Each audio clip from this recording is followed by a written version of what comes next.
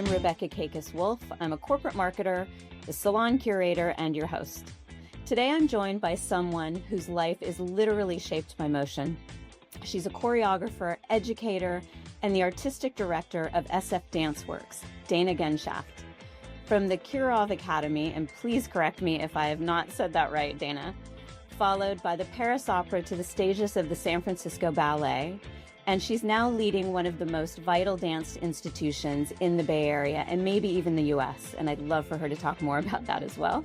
Dana brings a kind of embodied wisdom and artistry that we rarely get to sit with, and I'm so thrilled that she's joined us today. So thank you so much, Dana, for being here. Yeah, thanks for having me. This is so exciting. I was trying to think of when we actually met each other, and I think it might have been a handful of years ago through SF Ballet and other items like that. And I was so thrilled when you introduced me to SF Danceworks. Yes, I think we were at a performance of the SF Ballet trainees, and I had choreographed a piece, and we were sitting at the same table, and we sort of struck up a conversation and kept in touch. And It's super amazing to see even the transformation from the trainees. So it's just incredible. I'd love to start today's conversation kind of from an origin story, if you will, and talking a little bit about your artistic lineage. So kind of starting at the beginning, what was your first memory of dance? And not necessarily as a technique, but as a language? For me, it was music. It was all about music. As soon as I was able to, walk, it was music that kind of pushed me to take my first steps. I remember my mom always telling me that story. And my mom was a concert pianist. So I remember, lying underneath her grand piano and being swept away and moving my body. And it was always really clear that I was more of a mover, you know, from the beginning. And then I grew up on TV, watching MTV and watching VHS tapes of, beautiful ballerinas and ballet stories. It was how I first saw dance. It was, before I ever seen a live performance. They captured my imagination, and my parents, signed me up for ballet classes. And I think it's the rigor of the technique and the discipline that also sort of made a big impression and fit my personality. The challenge of it and the rigor of it is something that kind of drew me in. And I felt like I was always working to achieve and perfect, and sort of there's this thing about dance where you never quite get there. There's always this dream of what it is or what it could be, and some of it is in terms of technique, and some of it is in terms of artistic expression. So there's this unattainable sort of realm that you create for yourself in that field. So it was just something I always really inspired by. And yeah, I became a professional ballet dancer, and I had an entire career, and had the privilege of working with so many incredible choreographers who I learned a lot from. And eventually I started to create my own dances. And I think what I love about being a professional dancer and being a choreographer is the community aspect of it. It's really a distributed task. You can't create a dance unless you know how to communicate with people, and unless you love to be with people. There's a lot of play involved, and there's a lot of negotiation, and tone that you're creating in a space with others, and you're creating something new, together. So that was my favorite part of being a professional dancer, is the creative process. As you're talking, a couple of things that you mentioned really spark some curiosity. One is around the idea of not perfectionism, right? So, and I don't really, that's probably not the right word to say, way to say it, but every piece is different. There's so much complexity probably in the works that you're developing with other people. All of those interactions as dancers, like all those pieces are different, and every interaction is different. But it sounds like you really have to love the process. Because it's such the discipline component of it. I'd love for you to talk a little bit more about that. I mean, yes, like your body has to be ready. Every day you wake up, you have to be physically ready to, and mentally ready, emotionally ready to be open, to work with others, to receive information, to give back. And your body is your instrument, so there's a lot that goes into just the preparation of it. There's a technique, there's a if you're a ballet dancer, it's ballet classes. If you're a modern dancer, you might be working with other types of techniques that prepare your body for the type of work that you're going to do. And depending on where the value system is for the choreographer or the dancer, you're putting your emphasis in different ways. So perfect, what does perfect even look like? Someone might be more form oriented, right? The line has to be a certain way, where another creator might be more interested in the impulse or the intention or the emotion that's moving your body rather than the shape it's making or the form that it's creating.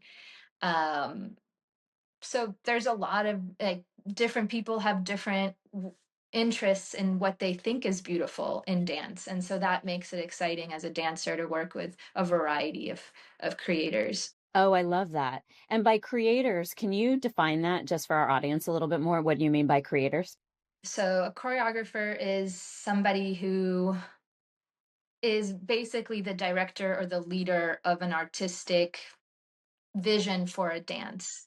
And they choose the music, they create the concept, they organize the group, and they direct the people to move in space and in time, right? Because you're working in 3D, and you're also working with music, which is time.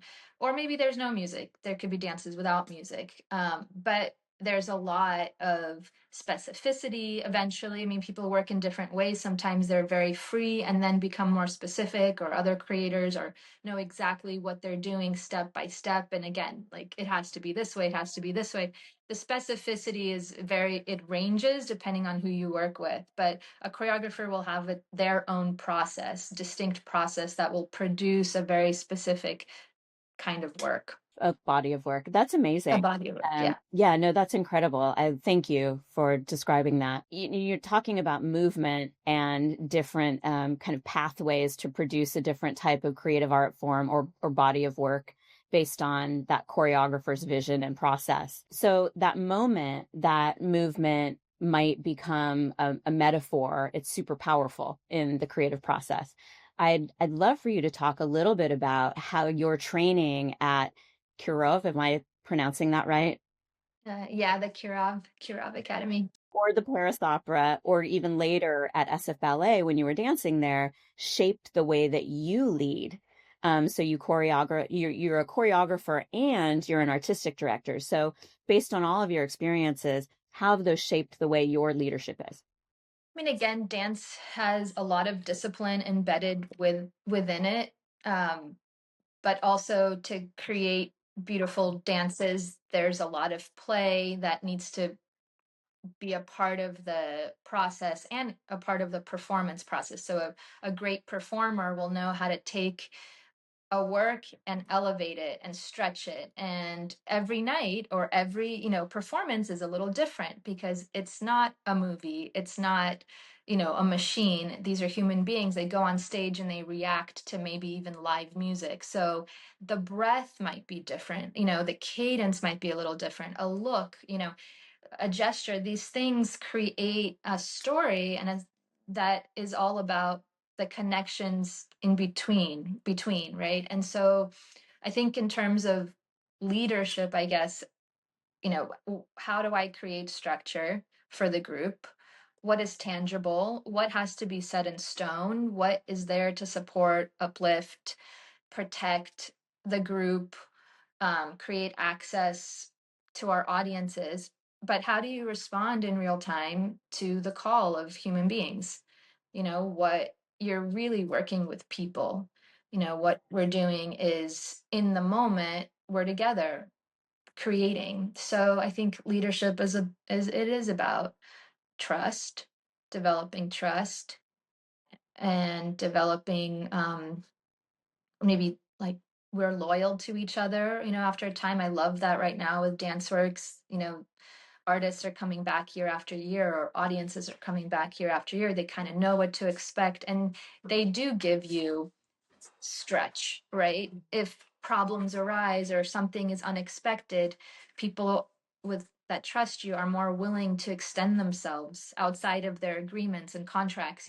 They're human beings. And so I think that's the beautiful thing about, you're building a community. That's lovely. I love how you call it stretch.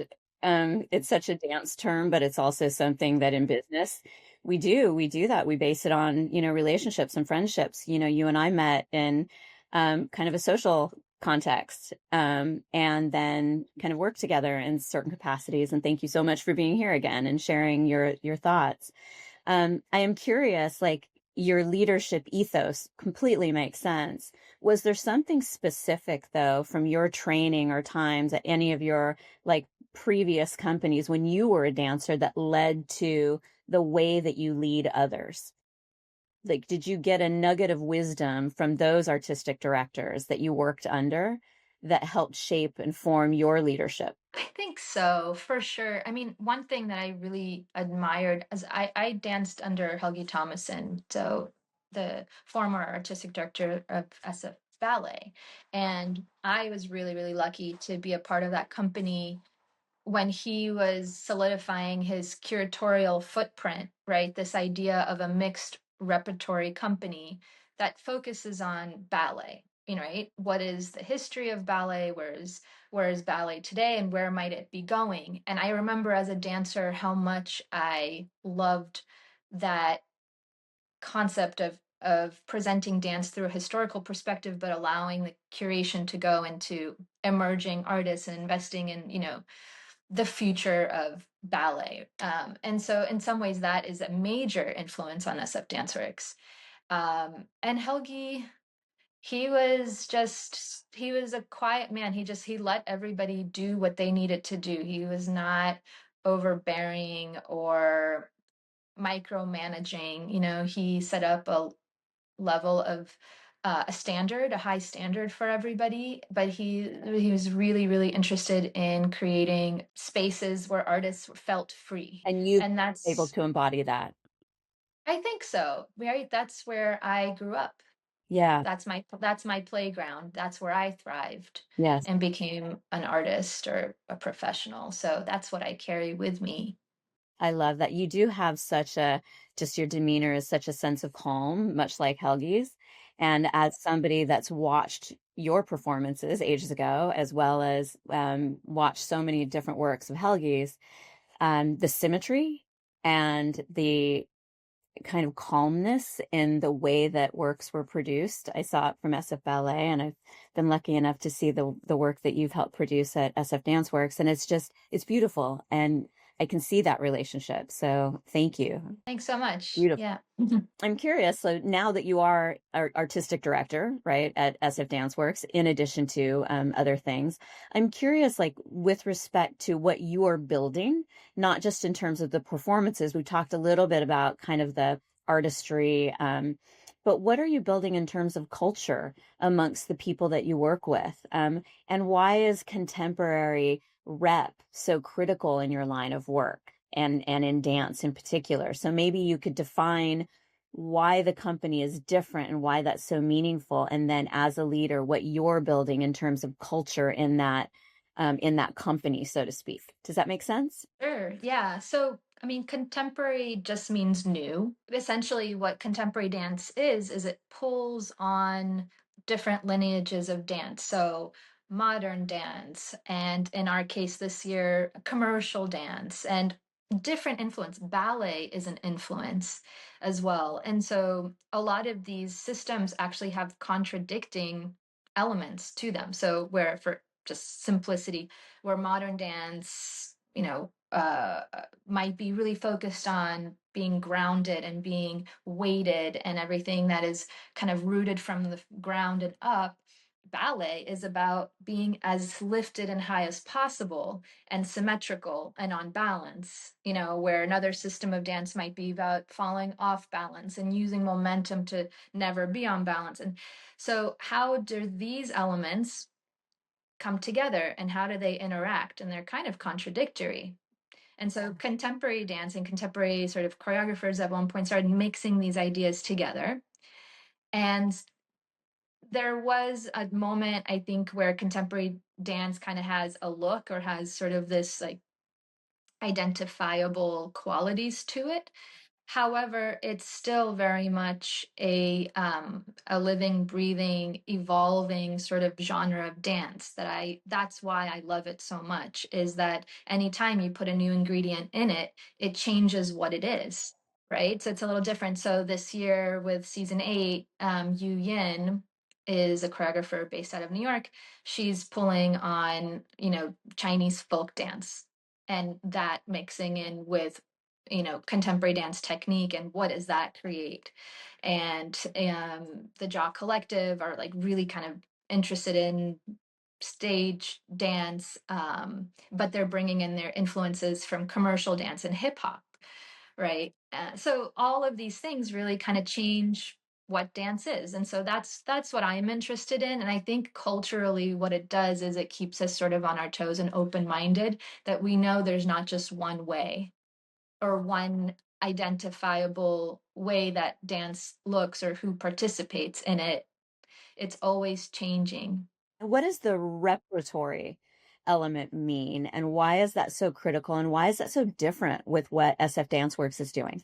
Rep company or repertory company just simply means that we're presenting works by a variety of choreographers for each performance, rather than being a company that presents work by a single choreographer. So Martha Graham had her own dance company, for ages, and George Balanchine had his, you know. So, but a repertory company is a company that would present multiple voices.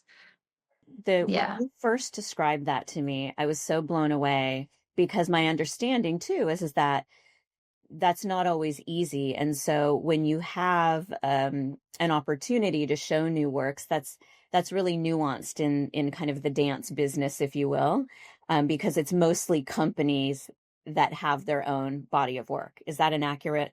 And probably is that an accurate assessment? So there's not a lot of contemporary rep opportunities for new works to be shown. Well, let's say you have a single choreographer company and they create a new work. That's a contemporary work. From a new works perspective, I guess new voices shaping things within. Yeah, absolutely. New voices are very key because, but again, for Danceworks and what I'm trying to do, it's through a historical lens. So in order to know where you're going, you have to know where you are and where you've been. And so licensing of pre-existing works is at the core of what we do. So this year we're licensing 2 works that have already been created, because we're saying that these works will stand the test of time and have already stood the test of time, and they are the bedrock and influence for other artists who are looking at those works, being inspired and creating something new. And so a licensed work, is on the program mixed in with a brand new work. And a licensed work can go back to, something created in 1940. So you really see sort of a trajectory. How do you curate a season? Like, how do you tell a story through a season of work when you are licensing? Maybe what's the ethos of that, I guess, and why is that relevant in a season? Well, yeah, and what are the connections? I mean, every season I've curated has had its own sort of world or logic behind it.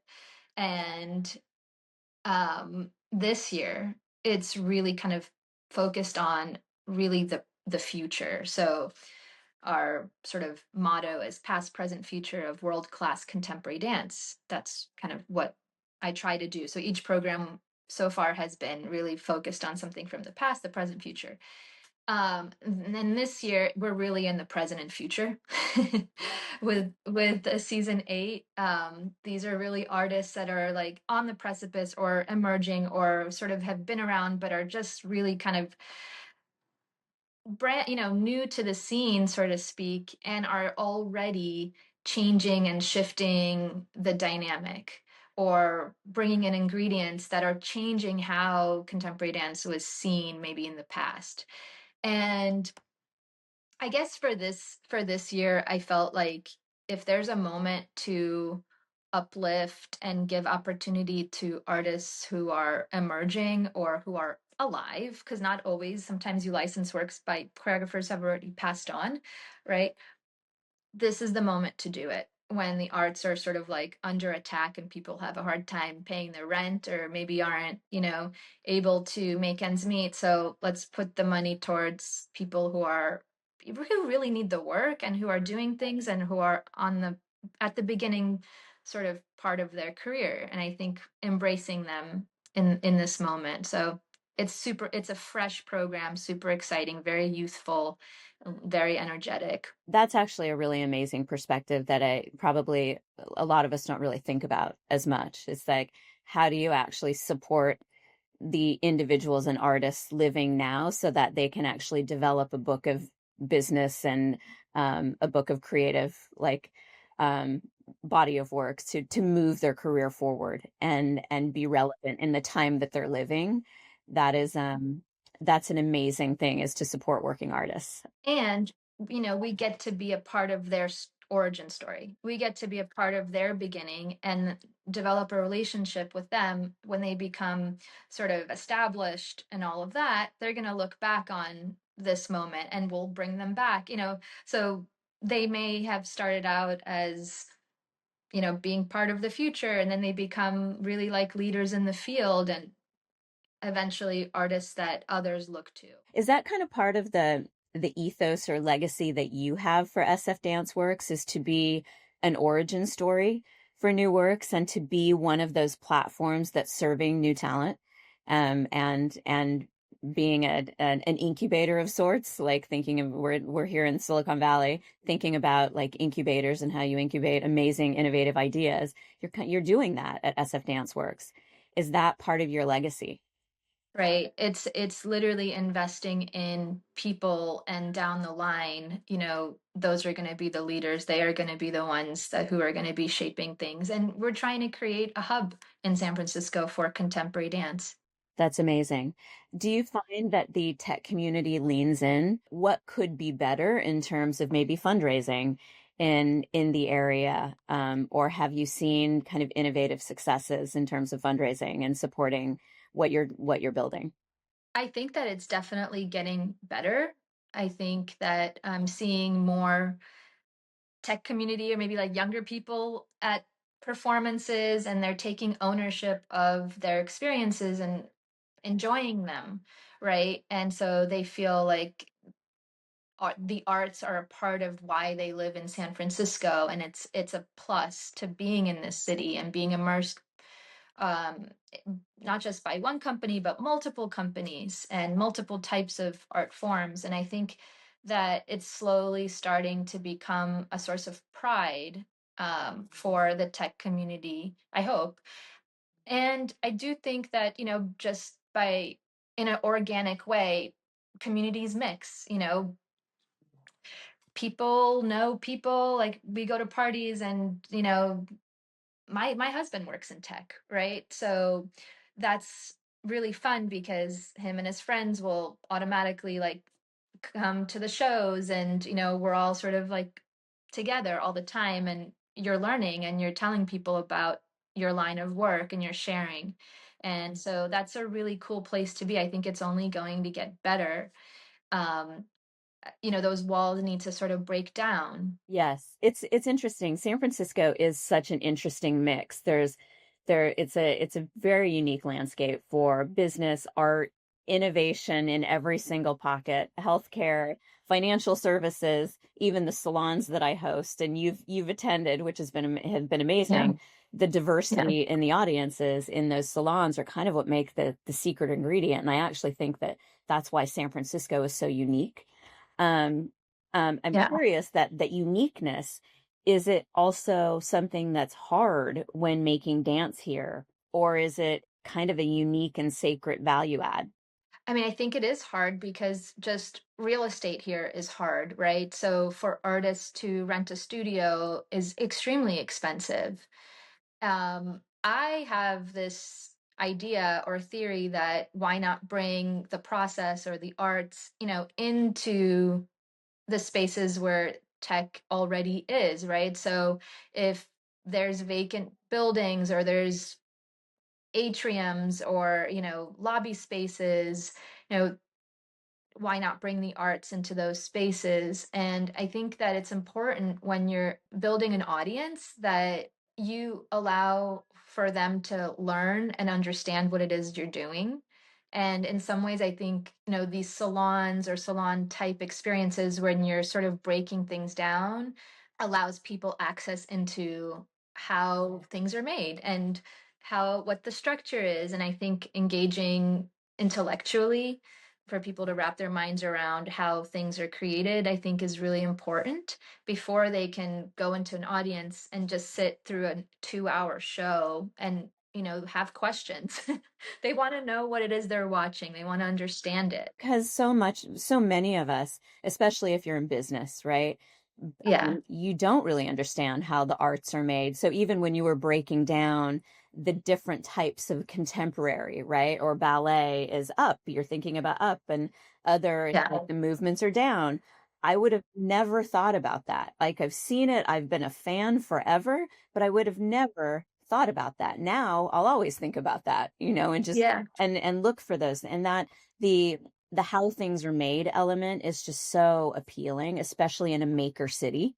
Um, I'm curious if the company will be maybe co-opting space with some of these amazing companies that we also have at our disposal. If you've been developing those relationships, or if there's commercial opportunities there, I'm curious. We just had a residency at St. Joseph's Art Society, and it was wonderful, just to be in a different space that's not necessarily meant for, for dance. And we tested it out and it works. And it's a different experience for the artist, and it opens up, access to folks to see what it is we're doing in process. So I do think there's a lot of more potential there. Oh, that's incredible. Well, I have some ideas. Yeah. Curious too, kind of along these big sky thinking, if you could collaborate with anyone, somebody entirely outside of dance, like maybe they're a scientist or a technology individual or mystic. I'm curious, like blue sky, who might it be and why? That's a very revealing question. Well, I mean, I was thinking more practically, as of Danceworks is trying to develop different ways to perform. So, immersive theater, for example, right? How do you create an experience for an audience that makes them feel like they're actually part of the dance or they're part of the work in a variety of ways? And so, that type of uh, performance, that could open up lots of different collaboration opportunities. So how does sound design come into play when you're trying to, when the audience is inside of the music, right? Inside of the dance and inside of the music. So Dolby, call me, I'm ready, you know. Um fashion, the way fashion shows are put together. And I think that is so interesting. And there's a lot of, overlap that could be with dance. Or food or Food. sensory, like this the other Yes. sensory experiences. I have a very good friend who's an Yes. architect that develops immersive architectural and sensory experiences on a very grand scale. I will introduce you. But Amazing. those types of things, anything sensory, that's amazing. Curious, do you think about AI and have you employed technology in some of the works, or do you have choreographers that are more tech forward? I'm curious what the conversation or philosophy is. I'm really curious about it. I think we're all sort of just figuring out and learning how to use AI and what are the different applications for it. And I think what it comes down to is being in the same room with someone who's an expert. I'm an expert in my field, they're an expert in their field, and then we simply spend time together, right? And figure out, well, how do you create a dance? Oh, well, AI could do this, that, this, or the other, or I'm trying to put on a performance with these elements, and then we see how does AI transform that process? Can it help? Can it elevate it? I'm not sure. So I think it's a really interesting question. And again, it's about putting people in that have contrasting sort of experiences together in one room and seeing what happens. And that's what's so beautiful about SF. I love it. Yes, so many things. I'd like for you to talk a little bit about the upcoming season, but before that, this podcast is called The Luminary Lens, and my idea is to highlight kind of extraordinary leaders that are doing really innovative things and to share bits of wisdom. It could be personal or professional, but I'm curious, what it means to you to be a luminary, when you think about your artistry and what you're leading from an artistic directing perspective. And then how might you be embodying empathetic leadership as you're developing kind of the culture of your people within SF Danceworks? Does that make sense? Think so. So, I mean, luminary, like guiding with light, right? Yeah, Or, it's beautiful. Yes.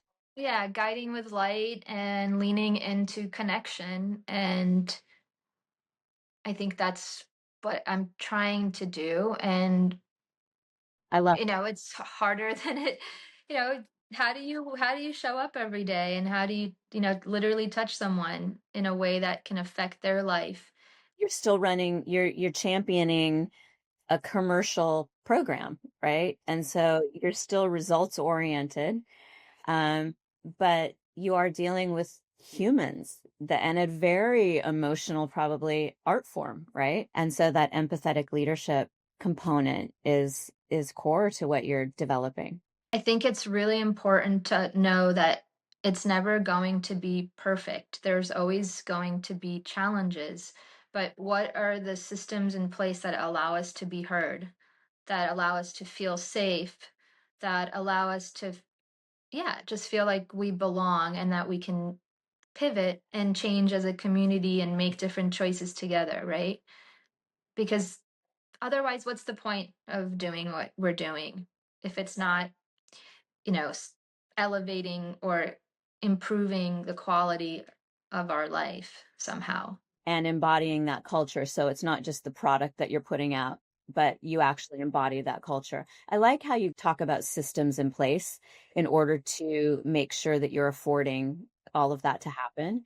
Have you developed anything unique? I'm very familiar more with kind of the traditional business world, and I'm curious in a dance company, is there anything different that you do from a bit like from an operational perspective to create systems and pathways for the dancers or employees to have needs met and also create the product that you need from a commercial perspective? Yeah, that's a really great question. I mean, when SF Danceworks started, there was no admin structures in place at all. There was no operations team, nothing. It was one person. It was a passion project. And so a lot of what I've been doing, I started in 2021 in partnership with an executive sort of partner, is put in place admin structures. What is a contract? How does a schedule work?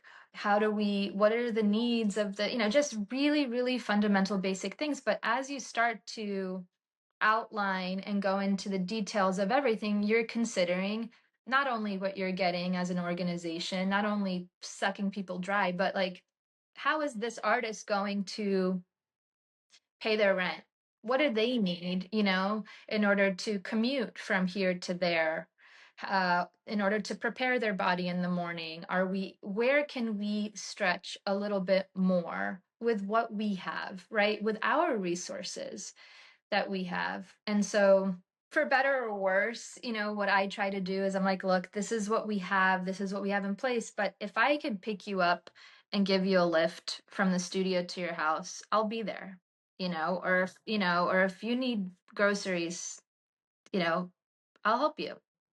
So that's what we could do that's different from maybe a larger organization, is just like the human aspect of it. Like, I think we do a pretty good job for being such a small entity with a tiny, tiny budget to really be on competitive with our pay scale and competitive with what we're offering. But then we also there's things that we can't really do, right? Kudos to you for growing something following COVID with an art form that requires space and communal development in order to flourish. So that I remember in COVID watching San Francisco ballet dancers train in their apartments, right? In San Francisco sized apartments, and being blown away because it's not something that you think of, right? Me working from home is exactly doing what we're doing right now. Right? It doesn't really a lot different. So you've actually produced something in a time that's been really challenging. And so, kudos to you and the team that you work with in a number of different ways of making that happen. Yeah, thank you so much. I mean, and that's a really great example where we could not have done that without technology. We were able to run schools, run, you know, companies, because we had a screen that we can connect with. I know that you're doing a ton to transform and create, and you've got a new season coming up. What's the best way for listeners to find you and find SF Danceworks? sfdanceworks.org is the best way. Well, thank you so much, and truly appreciate it. If you believe business and the arts might need more curiosity, more courage, and more humanity, please share your thoughts with us at #Luminary Lens, and you can also reach me directly at Rebecca at theluminarysocieties.com. I really appreciate your time. Thank you.